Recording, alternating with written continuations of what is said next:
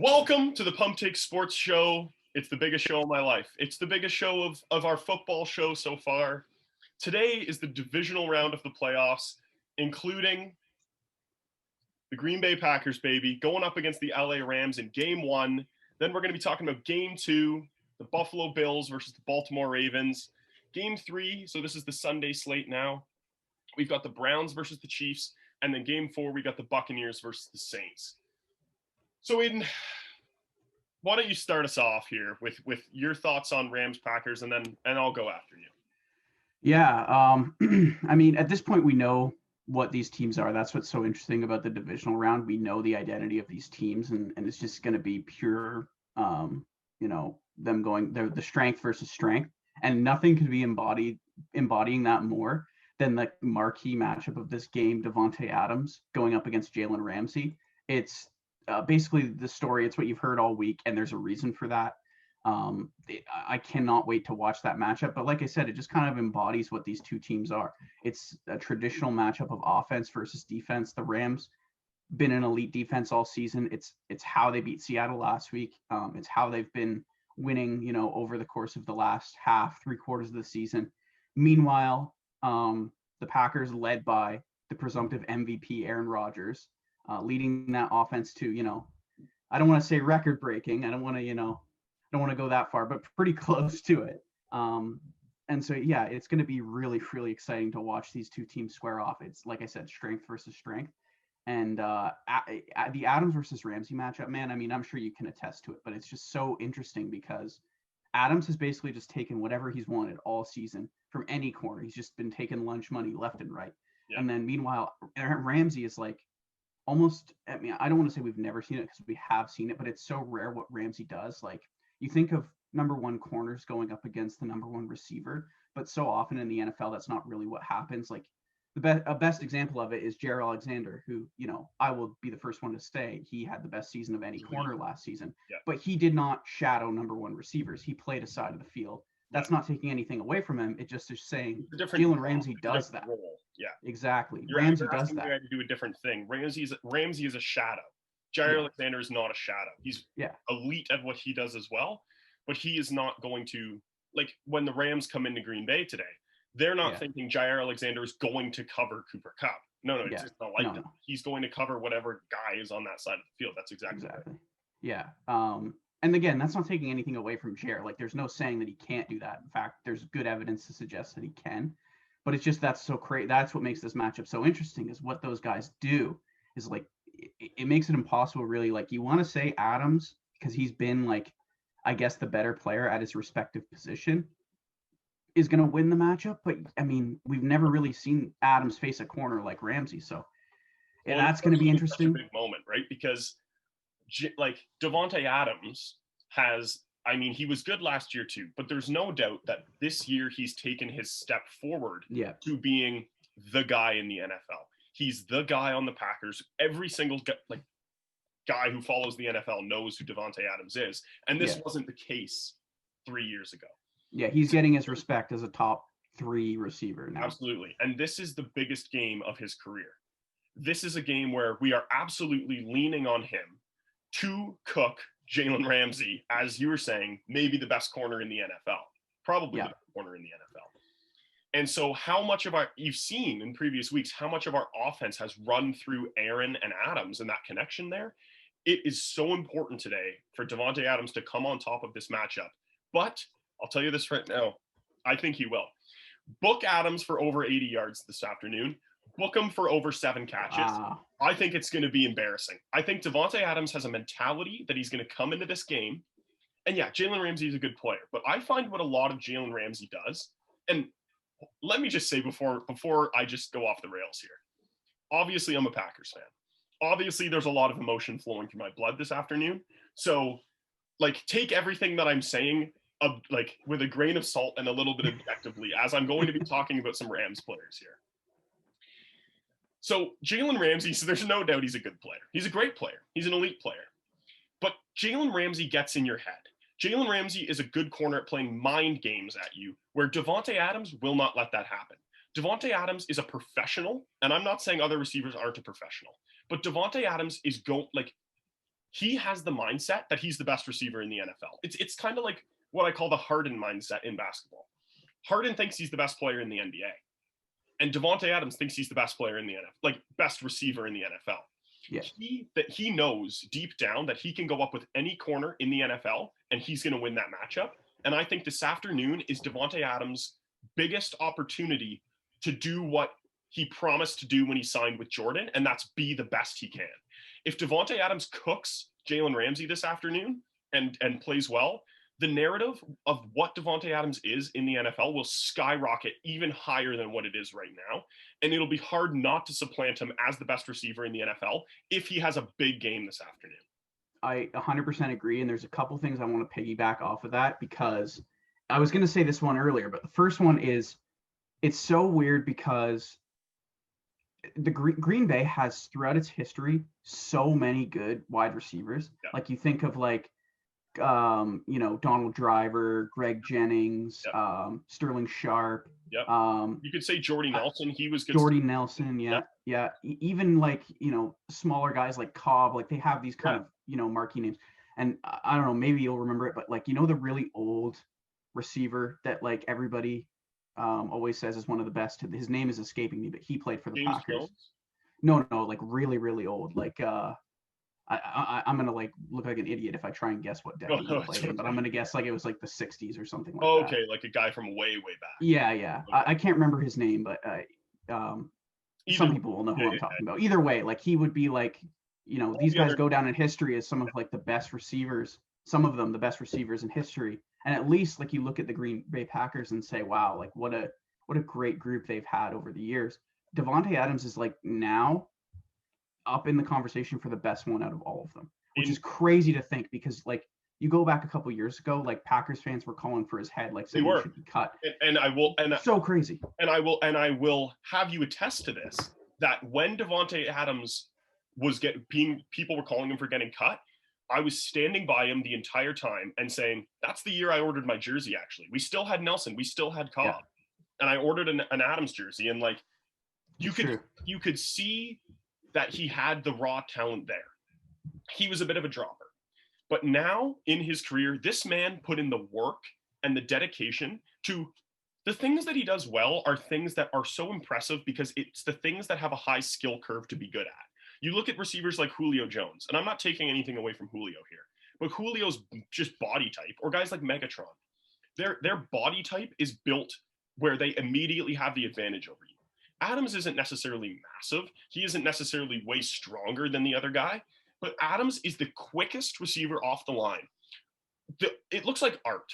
When he's lined up in man coverage with a guy, he does this little move with his hands and his feet, and there are very few corners that can keep up with that, and very few receivers that can even do that in the NFL. Yeah, Davante Adams, he's got a unique skill set. In all my years of being a fan of the Packers, outside of Aaron Rodgers, Davante Adams is the best offensive player that I've ever seen us have. Wow. I love that. Yeah, it's true though. Look at Jordy Nelson. Jordy Nelson statistically was incredible. That's including like Bakhtiari as well. It's including Bakhtiari. Davante Adams is, I mean, with Bakhtiari, it's tricky. I wasn't really thinking about him because Bakhtiari plays a position that you could argue is like harder to be better at. Like he's not on the highlight reel either. He's not on the highlight reel, but what Adams brings to us, even just from a momentum point of view, like, bro, like it's so hard to say. Like when I'm comparing Bakhtiari and Adams, it's like comparing the two loves of my life to each other. But, yeah, I don't want to make you choose. No, but it's like when you see, like we lost Bakhtiari this season. We lost him. Yeah. And the impact on the team. If we lost Adams versus Bakhtiari, yeah, you're done. You can't recover. If we don't have Davante Adams, MVS drops like 3 passes a game, and we have Allen Lazard, who don't get me wrong, I like Lazard's development, but he's no Davante Adams. No. We need Davante Adams on this team to win a Super Bowl. And if we win the Super Bowl this year, like we're getting off topic here, we should be talking about the Rams game, but if we win a Super Bowl this year, and it's on the back of Adams and Rodgers' performance together, I think if you ask any Packers fan, it'll be the greatest offensive season. Well, maybe since 2000. Like I started I wasn't a fan in the 90s or 80s. Wasn't even alive, but I haven't seen an offensive performance from a player that isn't Aaron Rodgers this good this season. He only played in 14 games. And he's just done things that are absolutely incredible this season. Oh yeah. Yeah, from a record books perspective, it's going to be something to monitor as we, hopefully move through these playoffs. But to circle back to the matchup, the one thing I did want to say about what you said earlier, how you think that Adams has the advantage in the Ramsey matchup because Ramsey traditionally likes to get in. It's not something he really has done as much recently in his career. He's kind of changed. I'm sure he still does it, but he really likes to trash talk and get in the head of the opposing receiver. And you said Adams isn't really one to, be susceptible to that. But I think and the one thing that comes to mind is and you were sitting right next to me when this happened, when the Bengals and the Jaguars were playing. And out of nowhere, AJ Green, who's this quiet, unassuming guy, he's just like Adams. You would never expect him to react to Ramsey's mind games. He full out starts brawling with Ramsey and punching him in the helmet. Yeah, RKOing him and shit. So I don't know. I'm not predicting that to happen or anything, but it is something Ramsey is a unique player. And even though, because of what he's asked to do, he doesn't really have the production of the best corner in the league, still probably top 2, if not top 3. I think it is fair to give him respect, and I would not, speaking impartially, I think I like Adams better in this matchup because Ramsey's profile as a player, he matches up better with a DK Metcalf or a Julio Jones, where he can just those guys win with physical traits. Mm-hmm. Not that, somebody like Julio isn't also an elite route runner, but you know what I'm saying? Right. Adams wins in a different way. Yes, he does. And that's not really what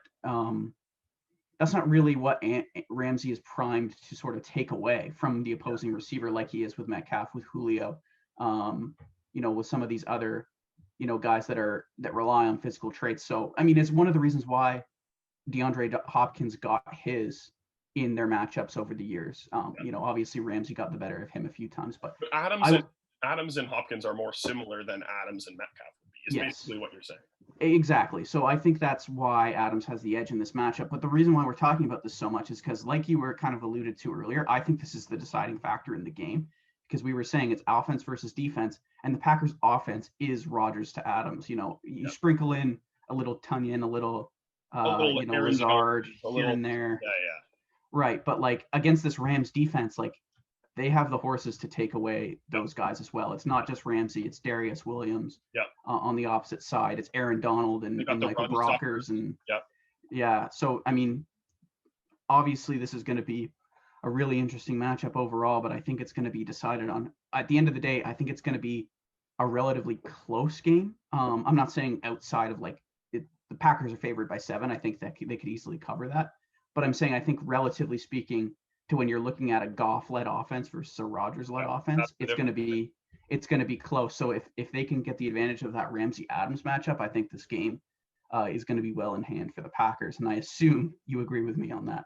Pick. No, I completely agree with you. And to kind of get even more into the Rams-Packers matchup individually is, I think I agree with you that the Adams-Ramsey thing is going to be really a big deciding factor, maybe the deciding factor.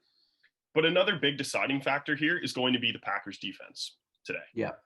The Packers defense, Kevin King, Jair Alexander, Kenny Clark, and the Smith brothers, all of our notable, bigger name guys, they all need to have the game of their life today against this offense, because as much as we talk about how good the Packers offense is, the Rams offense is nothing to scoff at either. They're going to be running Cam Akers at us hard. And if you remember the NFC Championship game from last year, we could not stop Raheem Mostert last year. Yeah, that was the problem. No defensive adjustments, and that was the major problem with it. We need to stuff the run hard today. We need to make Jared Goff win this game. If Jared Goff can win this game against us, we deserve to lose. But we have the guys in our secondary. Kevin King, Chandron Sullivan has been playing well this season. Obviously, Jair Alexander, PFF's number 1 corner. These guys we have ball hawk corners. We might not be the biggest corners, the strongest corners, but they're ball hawk corners that are fast and can get to the player quick. Yeah. We need to tackle better. That's another thing we need to do. We need to tackle better, and we need to hit harder, because oftentimes there will be a little dump off to, let's just say Higbee. And instead of it being a 4-yard play, it's a 7-yard play.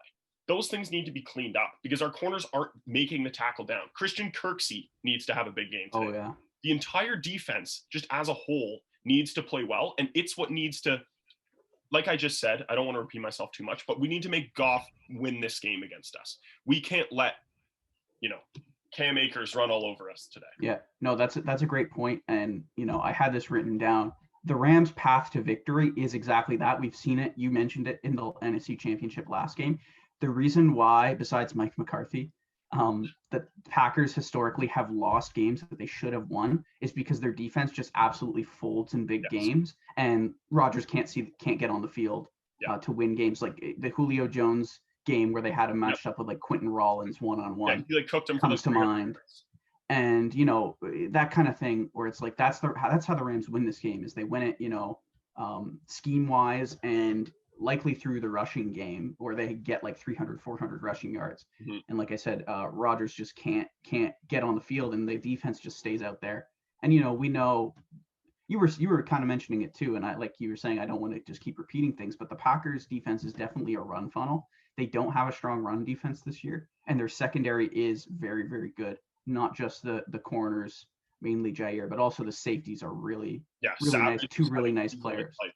I would say the most underrated safety duo in the league is Amos and Savage. They don't really get talked about much, but you can't really ask for much more from two safeties. Darnell Savage. I mean, I called him out in a video that we had done previously. It was our Week 13 video, if I remember correctly. We were talking about Darnell Savage, and like he is the new Ha Clinton Dix to a certain extent. He plays kind of like him. I actually like Savage. I mean, I love Clinton Dix. I have his jersey hanging downstairs. Savage is more of a playmaker. Savage is more of a playmaker. That's the thing. He has the consistency that Dix has, but Savage is more of a big play guy. That he makes big, like, bro, think about, was it the Bears game that he had 2 picks, or was it the Titans game? I can't remember, but there was one game where he had that diving interception to end the game, and I can't remember. I think that was the Eagles game, maybe? Yeah, maybe the Eagles game. I was jumping up and down saying, put it in the Louvre, because it was gorgeous. He was diving, like, beautiful stuff. But if we can just talk for a second about the Packers and how, I mean, not like we haven't been talking about them for many seconds here. Yeah, we'll open up the discussion about the Packers now. But this year, to me, and as my close friend for years, we've always kind of followed the Packers together as we follow your Giants together, and just, because that's what you do with your friends' teams. This year feels different. I agree. Very different. If you look at last year, we were also the number 1 seed. I acknowledge that. But no one and their mother would have ever told you that the Packers were the best team in the NFC. Last year, the Niners. I think you would have had a hard time making the case that they were the 3rd best team in the NFC. And yes, we did get past the divisional round last year. And yes, we did make it to the NFC Championship. But a better team exposed us last year, exposed our weakness, and exposed how we had a refusal to change our game design, basically, in the second half. This season, on the other hand, feels very, very different. The offense is clicking like I've never seen as a Packers fan. The defense, this whole D-train thing that they do where they go like this in the end zone, that kind of chemistry was brought by Zadarius Smith, our leader, Adrian Amos, these big free agent guys that we brought in, and then having our young guys in our system, Darnell Savage, Jair Alexander, develop into leaders, and making guys like Chandran Sullivan and Oren Burks and other guys who are kind of like, younger pieces that we're trying to bring up and develop, to have them buy into what we're doing. Christian Kirksey, another one. All these big free agency hires have been amazing at creating a culture on our defense, which we have not had in years. We have not had a culture on our defense. Celebrity endorsement is getting behind the Packers. Like Lil Wayne's song came out yesterday, Green and Yellow. It's just something about this team is just really different. And I tweeted I have this burner Twitter. I just talk about Packers stuff on it. But I tweeted out yesterday saying that I think we can really do this and win it all. And I don't know if I'm ready for that yet, because I don't know if it's starting to sink in, but I don't know if it's really sunk in how much of a chance we really have here. Yeah. I kind of agree with you. I'm seeing the same things that you are. It's not just you being like, Tim saying the world is talking about the Jets. No, people are talking about the Packers. They're getting hype, and I think they deserve it. Just a cautionary, you don't want to be taking victory laps too early. And I know, I'm not saying you're doing that, but like this Rams team is nothing to scoff at the end of the day. They are dangerous. Their defense is dangerous. Yeah. I like the Packers a lot. It's probably out of the 4 games, it's probably my second most strong feeling about who's going to win. Mm-hmm. But at the end of the day, I mean, just to kind of sum things up, because we have talked about the Packers here Yeah, a we've lot, talked. which is understandable. Yeah. We both think the Packers are going to win. I agree with you. I'm doing a playoff challenge thing, a fantasy playoff challenge thing, and you basically like pick players from who you think is going to be in the Super Bowl to kind of like make sure they last until the last week. I have my Packers and Chiefs players, so I think they're going to be in the Super Bowl. Yeah. But I don't want to write off this Rams team too early. No. Great defense. Path to win is, getting the offense going, running the ball, keeping, going easy on injured Goff, and not putting the load too high on him. And for the Packers, the key to victory is winning the Adams-Ramsey matchup, and I think we both kind of agree about that. And let me just say before we move on, this is the last thing I'll say about this game. Yes, I was getting very excited there and fired up. I'm very realistic as well that we are a team that has a really hard time making it to the Super Bowl. And we've made it to 3 NFC championships since I've been a fan. And before we've even made it there, we need to beat this Rams team who is nothing to push over with, as you said, an amazing defense with, Aaron Donald. That's what's going to be talked about a lot. And Ramsey. And honestly, their offensive line isn't it's not garbage. And they can put Cam Akers behind that and move the chains. And they have a lot of weapons. And it's going to be a close game this afternoon. It's not, like I said, like exactly what you said. I'm piggybacking again, but it's my second most confident game of the weekend. If I had to take my fandom out of it, I think the Chiefs are going to beat the Browns. That's my number 1 thing. But number 2 is Packers beating the Rams this afternoon. But it is not going to be easy. They are not a 6th seed team. They are more of a division winner. They just happen to have the Seahawks in their division this year. So anyway, enough about that. Go Pack, go. And next week you're going to either have a very different show depending on the outcome of this game. There's a lot riding on it. But we should move on to the next game. We need to fire through these a little bit. Game 2 is the Bills versus the Ravens. Aidan, do you want to take this one away? Yeah. So the Bills here favored by -3 at home. We got 2 red hot teams coming in. Maybe the Ravens a little less so. I've seen people kind of throwing water on the Ravens win last week. I'm not going to do that, but in any case, we'll say in terms of wins and losses, these teams are red hot, especially the Bills. But ironically, it could be a snow game here. I think the weather is predicting snow at night in Buffalo tonight. So that's going to be interesting. Lamar has never played in a snow game in his entire career. I think even going back to high school. So that's going to be something to monitor. The Ravens defense is playing really well. It could be enough to slow down the Buffalo passing attack, but we'll get into that when we make our predictions. For me, I'm just going to make my pick right now. I like the Ravens a lot in this game. I think people are really kind of dismissing what they've been doing lately, because something about the NFL, it's not just the NFL, it's in the NBA too. When you come into a new season, people have predictions. They have expectations for what is going to happen in the season. They have personal expectations. They have expectations brought on by sports media. And when those expectations are met or not met, it's really hard to erase those observations for the rest of the season. And so when you take a team like the Ravens that was coming in as the expectation as being arguably, if not the best team, probably the 2nd or 3rd best team in the league. And they weren't that to start the season. And so now there's kind of this stigma around the Ravens and what they are as being kind of frauds or like not really true contenders. A lot of that falls on Lamar as well. Like people, of course, down on Lamar very heavily. Reigning MVP that didn't, he didn't live up to expectations this year. There's no way around it. He was not playing well to start the season, but they've really turned things around and they look like a great team. No, did they look great on offense last week against the Titans? No one's going to tell you that they were like some elite passing attack, but they did look great on the ground, and that's how they want to win games. And it's something interesting because they can strike a long touchdown at any point, and they're really efficient on the ground, and they kind of are the exception to the rule that it's a passing league, and the running game is outdated because the run game is so incredibly efficient. It's true for 31 teams, but the Ravens, their running attack is more efficient than their passing game on a per play basis. So I just think they're a unique team. They have a really good defense with a great secondary that can slow down what Buffalo likes to do best, which is throw the ball downfield to Stephon Diggs, to Cole Beasley, to John Brown. And they're creative on defense too. They like to use unique blitz packages. They like to disguise coverages and that could confuse Josh Allen enough to slow down. And then on the offensive side of the ball, the Buffalo run defense is not good. As I mentioned this on the show last week a little bit, they kind of do a part of that by design to kind of, they don't want to be thrown on, obviously, because like I said, they're a smart team. They know it's a passing league. They know passing the ball is how you win football games. They kind of want to funnel things towards the run, kind of like Green Bay does, but I think Green Bay does it more inadvertently than on purpose. But in any case, the Ravens rushing offense is not something you want to tempt to run the ball, because they will strike long touchdowns. If you give Lamar a lane, he will run for a long touchdown. He will make a big play. And you make enough big plays on the ground in this game, the Ravens can win it.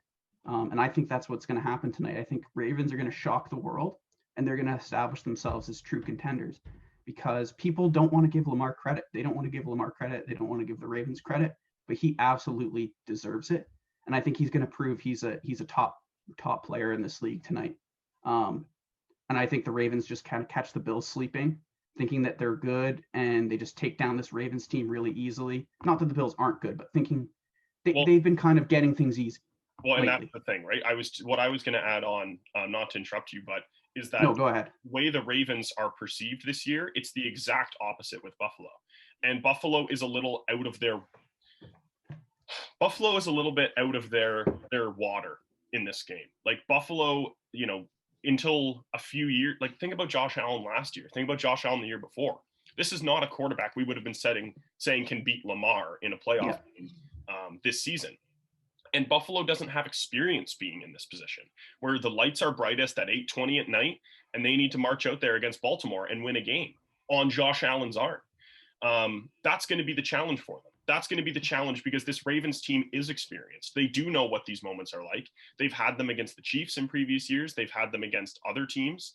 And they haven't been that successful. Maybe they haven't been that successful, but they've been in these moments. And I think I'm not discrediting what Buffalo's done this season, but I think the Ravens are hungrier. I think the Bills must be more confident, but is that confidence more of real confidence or kind of that like air of we are the best team in the AFC in our opinion? That's what I'm saying, man. Like they've played incredible lately, but they're being put in the same tier as the Chiefs. And the Packers. Breaks a little bit. Like Josh Allen's first season of being actually good. And yes, he's looked really good. And with everything I've just said, you would think I'm picking the Ravens. I'm actually picking Buffalo in this game. This is the game that I'm the least confident on. So I think this game could go either way. Out of the 4 games happening this weekend, this game to me is one of the most exciting games because I have no idea what's going to happen. I could see Buffalo getting up big early and then Ravens not really being able to mount a too big of a comeback. I do think the Bills defense is really good. And I know that people think that the identity of the Bills team is Josh Allen. And I guess it is because of how well he's been playing. But do not sleep on the Bills defense. It is the identity of this team within the locker room, I think. Tremaine Edmonds, Matt Milano, those guys are good at stopping the run. They're both good players. You have the nice front 4 there. Good corners too. Like Hollywood Brown is going to get, if they do play Hollywood Brown against Tre'Davious White, Tre'Davious White's a better player in my opinion. And I think this Buffalo defense can kind of slow them down. The X factor is Lamar Jackson. And once again, biggest game of Lamar's career. He's got to come out here and win this game. No question about it. So I'm picking the Bills. I'm not confident in that decision. I totally hear what you're saying. And as I kind of was also saying that I like the Ravens as well. It's really hard for me here. I just think the Bills have something this year in their offense that they can score quicker than Baltimore. And I think that could result in a position where Baltimore is down and having a hard time getting out of that hole. Yeah, I agree. I think just in terms of this game, if the Bills can win this game, to me, they establish themselves as, a team that going into the AFC Championship, which they will be in if they win, obviously. They're not going to be a team to scoff at like they might have been one of those teams in the past where when the Bills make the playoffs, you just kind of are like, it's the Bills. They're going to lose at some point. And I think, I think there still is like in the back of my mind, like I'm kind of waiting for the other shoe to drop with the Bills, so to speak. Like I'm just kind of waiting for something to go wrong, like it always seems to with the Bills. But I think if they win this game, they kind of prove, they're a different Bills team than in years past, definitively. Not that they haven't already kind of proved that in the regular season and in the first playoff game. But yeah, I mean, I think my pick is just based on how high I am on the Ravens and how I think that, because with the Bills, like, obviously they're the chalk pick for a reason. Like, the passing attack has been absolutely lethal. Like, it has that, not to kind of contradict myself by comparing them to the Chiefs, but it has that feeling of the Chiefs where it's like, no matter what situation you're in, you always feel like a long touchdown is just kind of waiting to happen. And that's kind of scary. And that's what it's been with the Bills recently. Like, but wouldn't you know, on the other side with the Ravens, sorry to interrupt you, is that they can come, like, the Ravens have an experienced coaching staff and defense that aren't going to let the Bills out scheme them. That's why I think the Ravens are going to win this game, because they have A, the personnel, and B, the coaching to slow that down. They don't allow big plays.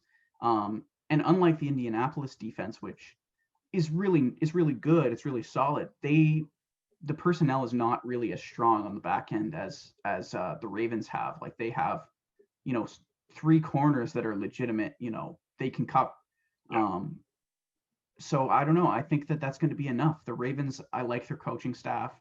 I like their defense. I like what they bring, the X factor they bring on the ground. I think Lamar can make enough throws to win this game. And I feel pretty confident about that. It's not my most confident, as I said. I think this is probably my third or fourth. We'll get to the last game. I've kind of changed my opinion on that since I wrote my notes on this a little bit. But yeah, I like the Ravens. Yeah, and to wrap up this one, I like the Bills, but once again, we're not confident in this, and this is one of the most, if I wasn't a Packers fan, this would be the game I'm most excited for probably in the weekend. But next, we have game 3. Let's try and kind of get through this one quick. I don't think there's too much to say here. Mahomes is not losing in a playoff game to the Browns. Yeah, I think this is funny because the NFL media kind of has had this tendency to speculate and discuss the Chiefs and how they haven't looked like the Chiefs, and kind of point out all the little things from games in the regular season where they didn't look quite right, or Mahomes made some mistakes, or the opposing offense was kind of able to keep up with them and score on their defense.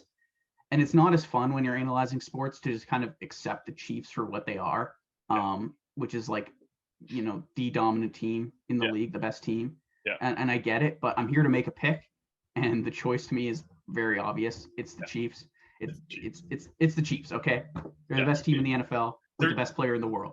Yeah, we don't need to really go into that one too much. It's just like, yes, and you could even say, if you are a believer that Mahomes hasn't been what he was last year, this year, well, you know what? That's not playoff Mahomes. That's week 7. Exactly. Mahomes. And yeah, I'm not going to look at their worst moments from when they were playing Atlanta in the regular season and be like, oh, that's what they are. Like, you're telling me that Baker Mayfield and these Cleveland Browns, who are COVID stripped, hurt everywhere, that they're going to walk into Arrowhead and beat Mahomes? No, they're not going to. So Chiefs.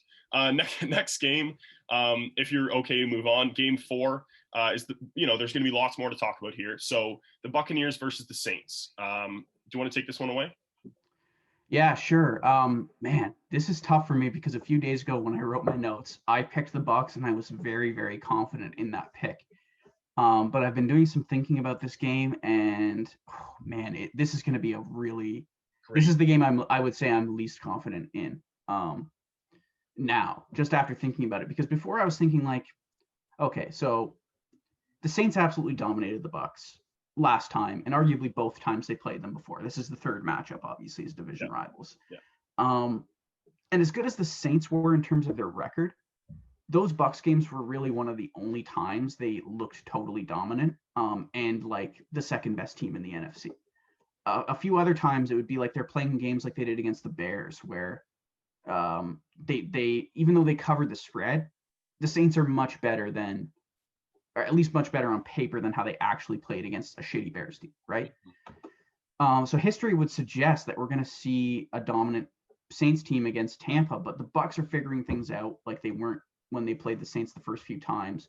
They're hot, top 3 roster in the league, the best 3 wide receivers on a single team, possibly in history, a top 10 defense with Brady playing arguably better than ever. obviously no one wants to play Tampa right now, even though last week, the game against the WFT looked close on the scoreboard, but Tampa had a lot of miscues. Like Godwin had 5 drops, which it might be more than his entire career total before that game. I think 2 There of was a them tipped interception. Yeah. And that kind of kept Washington in the game. But in any case, the Saints are also a really good team with a stellar defense. Yeah. And an offense with all the pieces finally coming together. I don't know, man. Like, this is really tough. Like, they're both great rosters. Yeah. They're in a dome. They're both conducive to the passing attack. It's really tough to make a pick here. I want to lean with the better quarterback, but at the same time, I think you have a way superior coach on New Orleans side of the ball. Exactly what I was going to say, man. There's a little bit of a difference here between and sorry, do you want to make your pick before? I'm going to go with the Buccaneers. Okay. And it's like pulling teeth because I love the Saints, and I actually originally my pick was the Buccaneers with full confidence. But like I said, I've been doing some thinking. I'm not a big Arians fan. And I think Sean Payton just schemes things up so well. Yeah. And I think playoff Breeze, as much as he's been maligned in recent years for losing games, he can still do enough. He's still a very, very good quarterback. Yeah. And he can beat what Tampa has been kind of throwing at opposing teams with this soft zone coverage that isn't really conducive to their personnel, which you think would be tight man coverage would be what they play. But they don't really do that. Maybe they will in this game, and even then Breeze might be able to dissect it enough to win. But I'm going to go with the Bucs and just take the quarterback who's playing arguably like the best quarterback in the league. Yep, I totally hear what you're saying, and I'm going to go with the Saints. It is a close one, of course. What I was going to say was that what the difference is for me is just it's a coaching thing, and I think the difference between the coaches in Arians and Payton doesn't make up for is like, let's say it's like this big, right? Well, the difference between Breeze and Brady, and I think Breeze has this kind of air on him this year, this stink for some reason that he sucks. And that's just not the case. Breeze doesn't suck. Breeze might not be able to move the ball as well as he used to be down the field far.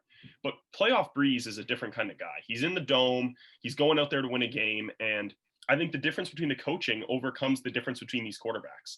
It's not like the Saints don't have weapons to use here. Like, the Saints also have guys that can be game changers, game breakers.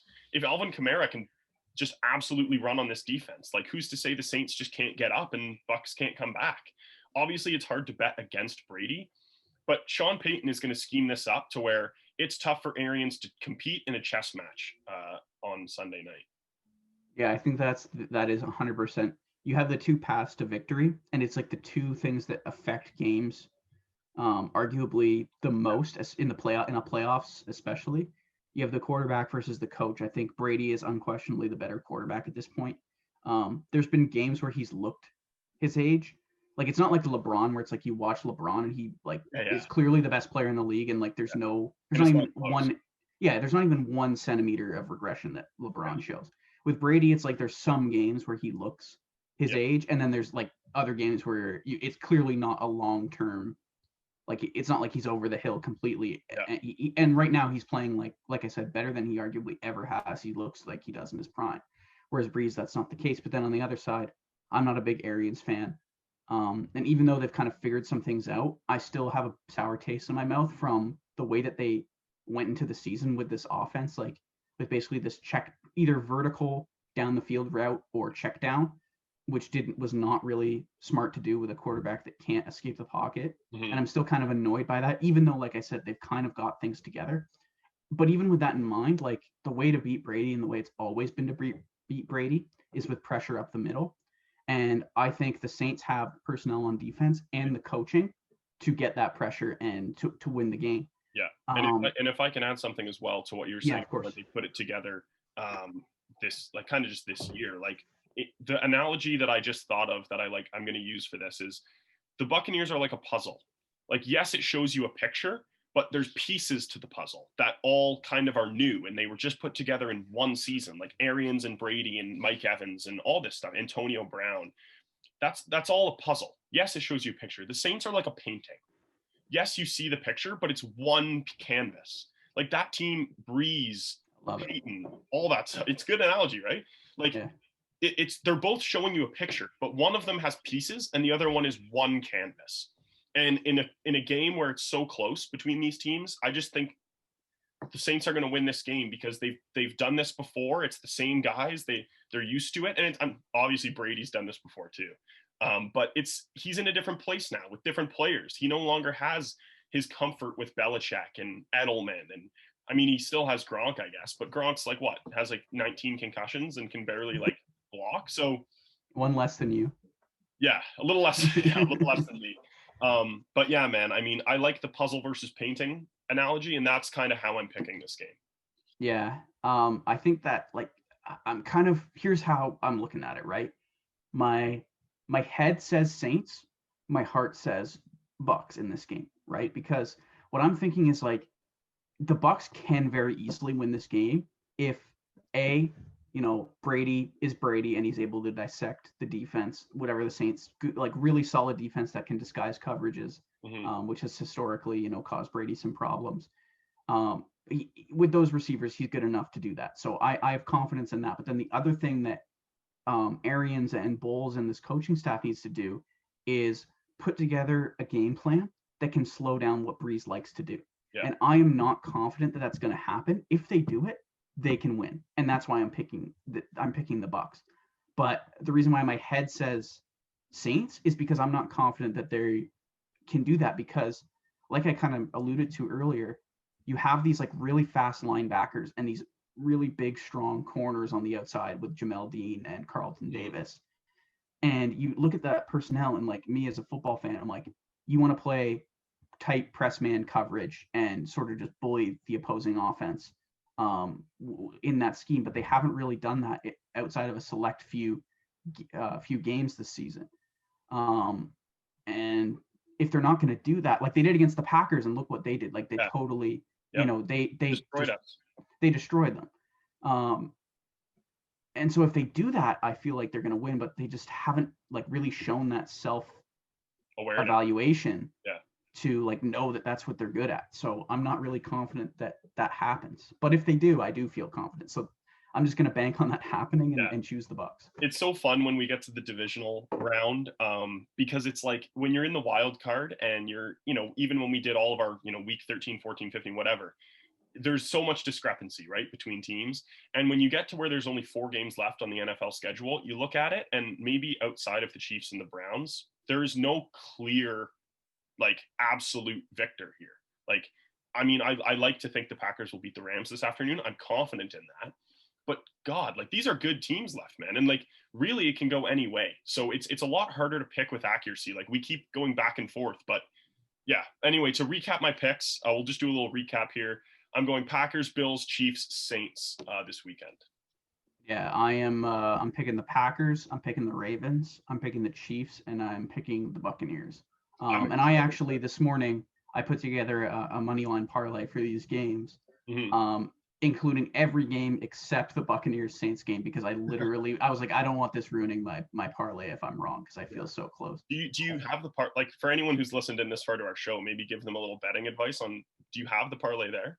Yeah, I mean it's what it's of my picks, right? It's the Packers, the Ravens. Got you. It's the Packers, the Ravens, and the Chiefs, all 3 of those games. So I feel pretty confident about all those games. With the Bucs, Saints one, not so much. And then I have a few I won't go into detail about it, but I do have a few like flyer bets out there. Like I have a bet on Marquez Valdes-Scantling to score a touchdown, just banking on the one of those outcomes out there where Ramsey shuts down Adams and Rodgers needs to go somewhere else. Yeah.